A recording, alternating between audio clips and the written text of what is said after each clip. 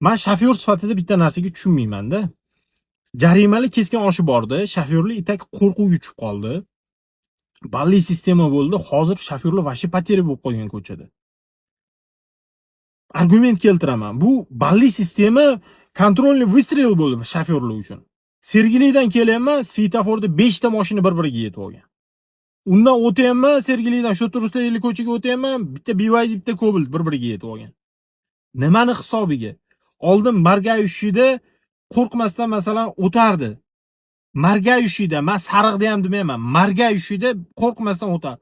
Hozir shofyorlar ham shtraf, ham bal hisobiga vashi pateri bo'lib qolgan. Margayushida tormozni bosyapti, orqasidan paqillatib yetib olishyapti. Statistikaga bitta qaranglar.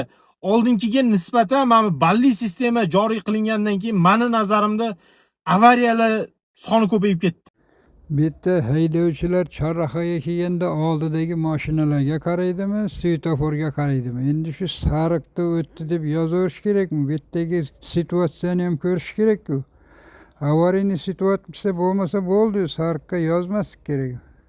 Bu qonunga yozadiganlar, qonun chiqaradiganlar bu ertaga birovni bola chaqasini rizqini, halol rizqini olyapmiz.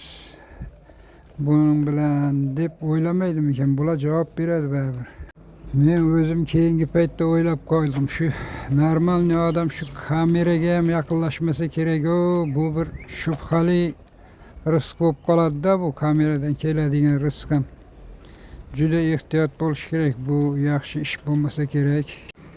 Menga masalan shu kamerani juda arzon narxda yoki qulay narxda shuni taklif qilganda ham shu narsaga yaqinlashmasdim. Nimaga? Bizlarda aytilgan shubhali narsa ham odamni rizqini to'sadi deb.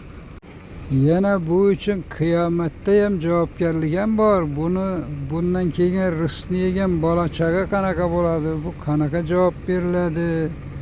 Bu tomonlari ham bor, lekin bilmasam endi har kim har xil fikrda bo'lsa kerak.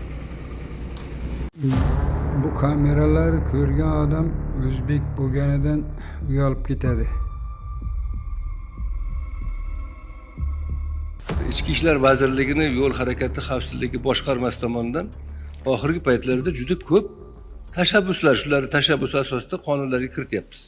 Afsuski kiritayotgan normalar hammasi taqiqlovchi, chegaralovchi, imkoniyatni cheklovchi, ya'ni transport yo'l harakati xavfsizligi jazoni kuchaytirish uchun tashabbuslar bo'lyapti.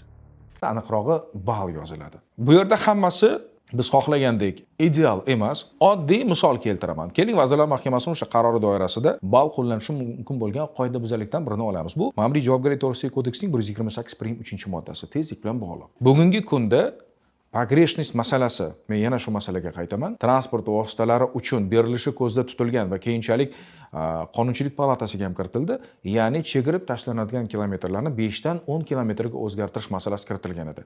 Dunyo amaliyotida transport vositalarini shinasidan tortib, uni speedometridagi xatoliklarni inobatga olib 20 kilometrgacha pogreshность, ya'ni xatolik berilgan edi. Ammo O'zbekistonda bu ko'rsatkich 5 kilometr qilib belgilangan. Qaysi mezonlarga asosan bunisi bizga qorong'u. Aynan mana shu 5 kilometrlik pogreshность sabab bugungi kunda haydovchilar o'zi xohlamagan holatda texnik xatoliklar qurboniga aylanyapti. Buni badali esa jarima bo'lyapti. Mana shu vaziyatda ham o'tib ketganman sariqda. Endi u yerda hech qanaqa avariyniy situatsiya yo'q. Hech kimga xalaqit bermaganman. Endi sudga bersam, sud nima deydi? Siz deydi qimmatbaho elektromobilda yurarkansiz, nima endi shu shtraf sizga deydi.